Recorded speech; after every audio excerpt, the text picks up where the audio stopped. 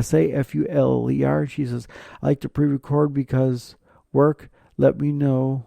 Work days are better. Saturdays are usually better for me. So I'm going to message her back. Saturdays or Mondays are best for me because of my job as well. So Mr. TGIF here is going to be a guest on Lisa's show called Start Your Morning. I believe it's called that. Can't remember exact, but I'm going to be a guest on her show, which is a blessing. And it's nice that she was inspired by me. Not that I'm anything that important, because I'm not.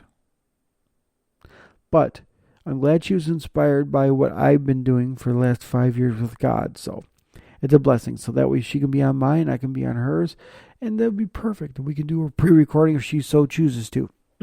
So let's get into our word for today. And I got a special word. And this is a part 1 word because my wife confirmed it. There is going to be a second and possibly a third part, maybe. A third part, but for sure a second part. This message is entitled The Power of Words. The word words, I got it in parentheses, the word words defined by Webster is one or more words that when put together in a sentence has a meaning. And the meaning can either be bad or good or bad, depending on the words we use. For example, when you tell a dog you're a bad dog, the dog whimpers or cries because you said something that was negative and you told the dog he was being a bad boy or a bad girl. If you tell that same dog you're a good dog, his tail wags and he is happy because you just affirmed to him and you said that he was being good. And so now that he knows that his owner says that he was good and gave him a treat, then he knows he did something good for the owner. Dogs work by treats and things like that. And they do to get back.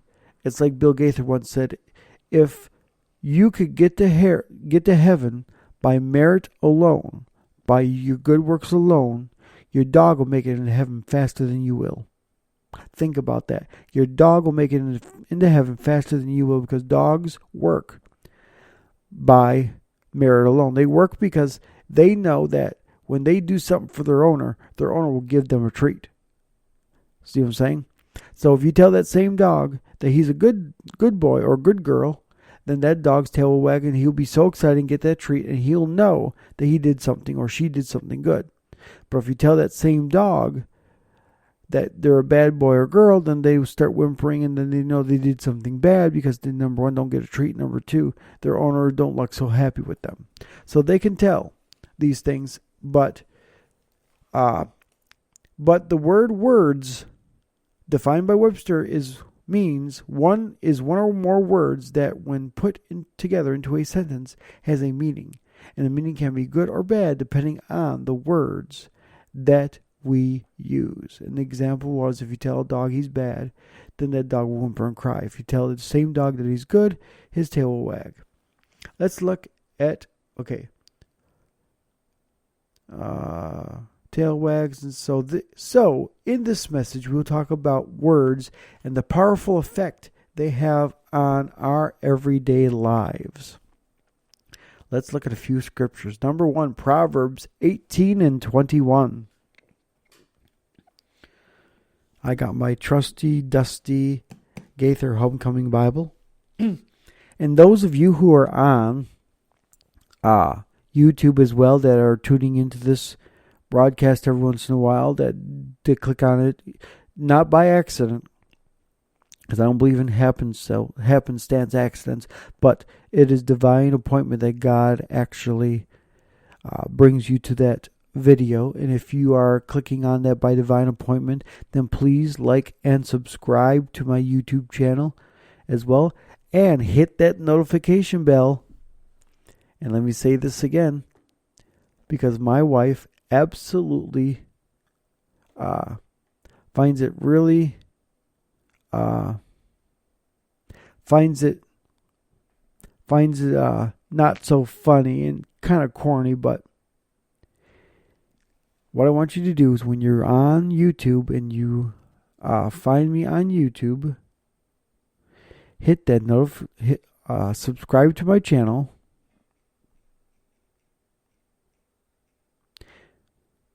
Hit that subscribe button and hit that notification bell so you can ring-a-ling-a-ling and not miss a thing that TGIF is doing. Again, so that you can ring-a-ling-a-ling and not miss a thing. See, my wife thinks it's pretty corny, but it's cheesy. Yeah, I know. But it's my way of being cheesy to a degree, but it's my way of getting you involved, because if you hear something corny like that and you find it cheesy, you might actually just come and click on it and actually listen to even more. See what else I got going cheesy. But with that being said, subscribe to me on YouTube and hit that notification bell so you can ring-a-ling-a-ling and not miss a thing. Here at TGIF, where Jesus does most definitely come first. So let's look at a few scriptures. Number one is Proverbs 18 and 21. So we're going to talk about words and their powerful meaning. We're going to talk about words. Let me look at this again. In this message, we're going to talk about words and the powerful effect they have on our everyday lives, or in our everyday lives. You're going to believe it in. So we're going to talk about words and the powerful effect they have in our everyday lives. Let's look at a few scriptures. Number one, Proverbs 18 and 21. So we got to go to Proverbs. It's right after the Psalms. If nobody knows, it's right after Psalms. But if you do know, then congratulations. Proverbs chapter 18 and verse 21. So let's go. We're at 16. That's 19. We're a little too far. So chapter 18 is just after 17, but just before 19. Just in case you want to know that as well. That was an old Pastor Bostic joke. It's just before chapter 16. No, it's just before chapter 17. Just after chapter 17, before chapter 19. So, chapter 18, starting at verse, and the Psalms are easy to, the Proverbs are easy to get to as well, because they're all in all the numbers are easy to get to, because you can see them all. In some of the New Testament scriptures, there's a bunch of stuff mixed together to where you have to look at and read each other scripture just to get to the number you want. But starting at chapter 21 of Proverbs 18 and 21. Starting at 21, death and life are in the power of the tongue, and those who love it will eat its fruit. Okay? Again, death and life are in the power of the tongue, and those who love it will eat its fruit. Okay? So, Proverbs 18 and 21. Let's talk for a minute about the tongue. It's such a small member of the body. Okay? The tongue is such a small member of the body. It's actually, as far as I know, is the smallest member besides your fingers and stuff, but it's the smallest member of your body. It's one of the smallest members of your body, but it plays a huge part in our everyday lives. Without the tongue, we would not be able to talk or express our emotions. But the tongue can do so much more. It can give life or death. It can cause life or death to a situation, as Proverbs 18:21 says. And again, it says that life and death are in the power of the tongue. So not only without the tongue could you not talk or express your emotions, but the tongue can do so much more. It can give life or create death to a situation. As Proverbs 18, verse 18, chapter 21 says. No, chapter 18, verse 21 says. So it can create life or death to a situation, as Proverbs 18:21 says. So it's such a very small member of the body, but it can do so much destruction or so much good depending on the words that we speak. So let's get into Matthew 15:10 through 11. So we got to go to the New Testament, Matthew 15.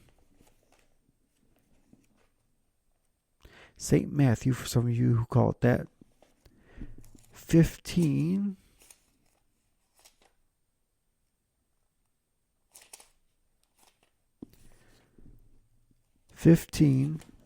Chapter 15 of Matthew, verses 10 and 11.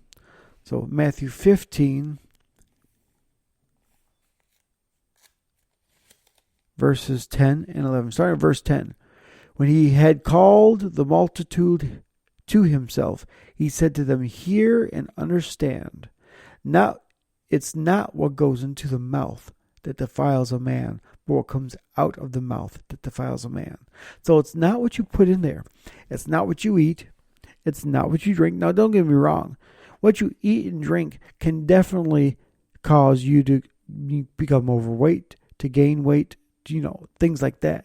So that alone can defile the man's body itself, the physical temple. But it's not what goes in that defiles the man's soul or the man himself. What defiles a man is what comes out of the man. So when you put garbage into your heart, you're giving garbage back out. And here's the thing I want to talk about as well. When we talk about this, it's not what we put into our mouth that makes us bad, but what comes out of our mouth, the words we speak, that makes us bad or defiles us. And in turn, not only does it make us bad or defile us, but it can negatively affect others or someone else. Just like the dog example. It can negatively affect somebody else by speaking negative words to someone else. For an example, stupid, dumb, no good, bastard, bad, or things like that. Anytime you use a negative word with somebody, you're causing them to have low self-esteem to that effect because you're speaking negatively to them. Now, you can't push someone's buttons and you can't make them depressed or nothing, or feel bad, but that can trigger something by you speaking negative. The Bible says that when you speak in a negative tone to other people, it will have bad repercussions to them. We'll get to more into that in a minute. But when you speak bad to other people, for example, stupid, dumb, no good, bastard, bad, or other words like that, can really put to death the self-worth of another person. Make them feel bad, in parentheses, depressed or bad or less of themselves. So by you speaking negative to somebody, like if you went up to somebody and said, "You're no good, you will never amount to anything." They said that to me. Think about this. A man who's been in almost to prison, me, a man who's been spending most of his life locked up in youth homes, placements, jail. A man who was told as he left the jail cell by a guard that, number one, I'll make sure you come back to jail again. I'll make sure you get arrested. And that everyone else made sure that to tell me that I was worthless and no good. A man like me who had such negative spoke about him, that now is doing a 5-year podcast he's been doing for 5 years and is a Christian, a chaplain, and is loving God. Don't get me wrong. I am not perfect, and I